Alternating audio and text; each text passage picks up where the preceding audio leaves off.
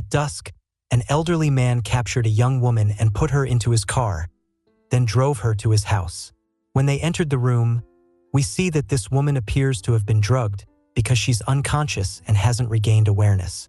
The elderly man stares at her face while breathing heavily through his mouth. We don't know what he's thinking or why he brought her here.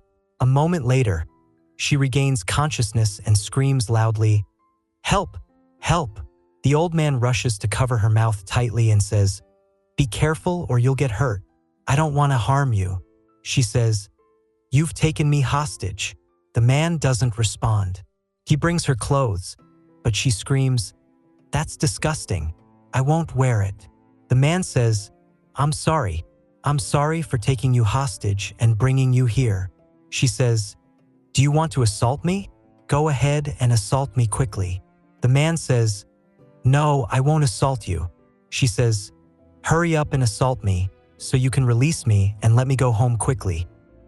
The old man says, "No, I won't take your innocence like that. What's going on with him?" The old man begins to introduce himself. "My name is Sadayoshi, 43 years old, and I'm single. I'm a stationery salesman at Samura store." And he says to her, "Your name is Kuniko, right? 18 years old, right? And you're a high school student, right?" It's unusual that Mr. Yoshi knows everything about Miss Kuniko.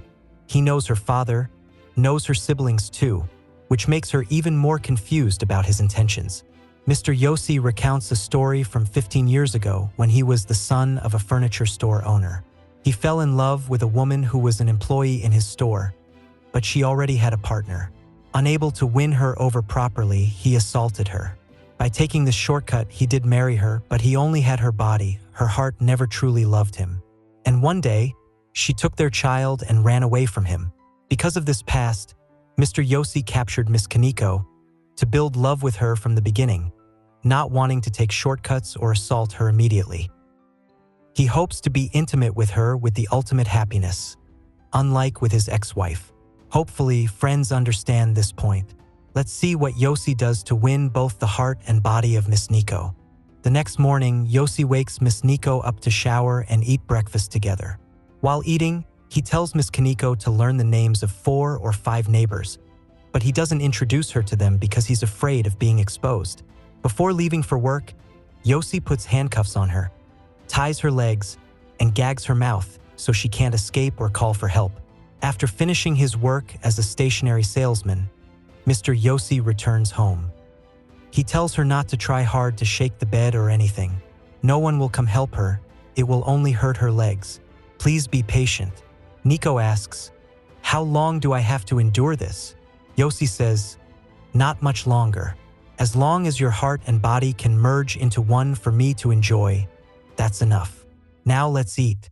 There's sushi, miso soup, tea, etc. Come eat." After eating together, Yoshi advises her, "Please don't hurt yourself anymore. I'm very worried about you. You're my precious possession." And he leaves. He wants to test her heart. He goes to a house to use binoculars to watch her from afar. He sees that she's standing by the window with no intention of escaping. One day, Mr. Yoshi bought delicious caviar for Miss Kuniko to eat, but she doesn't like it and won't eat it. Yoshi asks, "What do you like to eat?"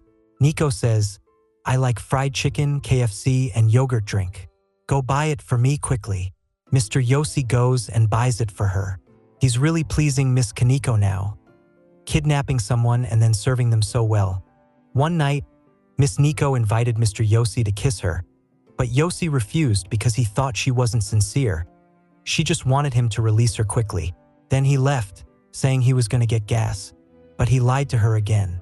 He went to a distant place once more to watch her from afar as before. He wanted to know what her expression was like when he wasn't there, whether she planned to escape.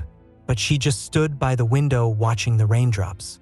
When he returned, Miss Nico spoke flirtatiously, wanting Mr. Yoshi to have relations with her again.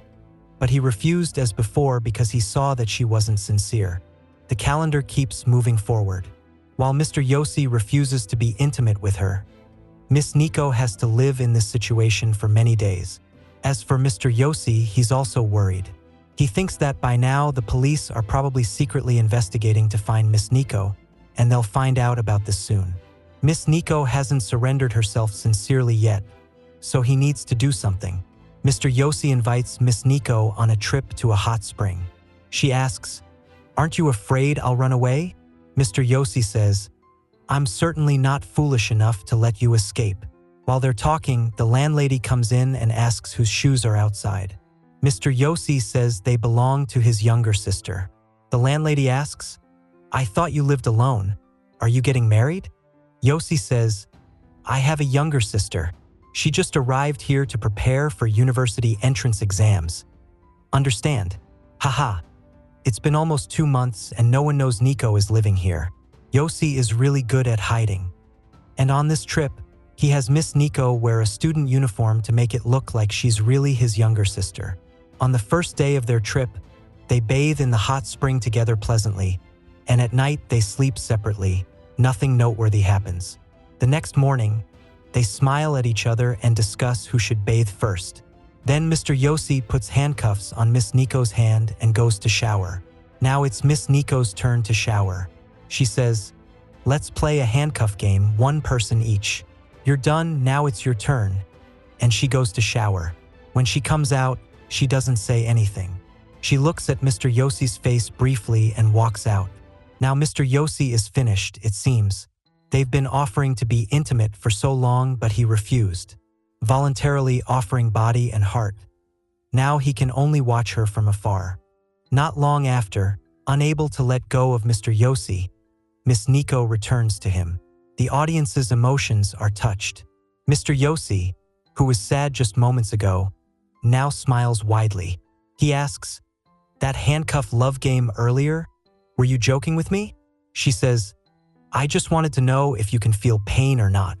She says, "If I had gotten on the train and disappeared, what would you have done?" Mr. Yossi says, "It's your choice. I can't do anything about your decision." She says, "I see, father." Yossi says, "When we get home, don't call me father, okay?" She says, "Okay, uncle." When they arrive home, Uncle Yossi pulls his younger sister Nico's hand upstairs without caring about the neighbor's eyes. Everyone stares with wide eyes. Now Mr. Yossi's wish has been fulfilled. Miss Nico has surrendered herself to him completely from heart and soul, while Mr. Yossi has accepted her with all his heart and soul as well. They performed the act together 5 to 6 times so that the intimate relations would reach perfection. Unfortunately, admin only got to peek once. Sorry about that. Our video cuts to the scene where Miss Nico's family announced on television searching for their missing daughter, offering a reward of 1 million yen, approximately $9,600, to anyone who has information about Miss Nico. And now we see 2 or 3 men following and investigating her neighborhood. Who knows who will get this reward? Later, while Miss Nico is walking in a park, a bald man approaches and asks Nico, "Are you Kabashima Kuniko?" She doesn't respond, just smiles. Then the bald man goes to Mr. Yossi's house. He shows a warrant to arrest Mr. Yossi in connection with the abduction of a minor. Later, Miss Nico and Mr. Yossi are taken for questioning at the police station. Miss Nico doesn't accuse Mr. Yossi of anything. She answers, "I wasn't kidnapped at all.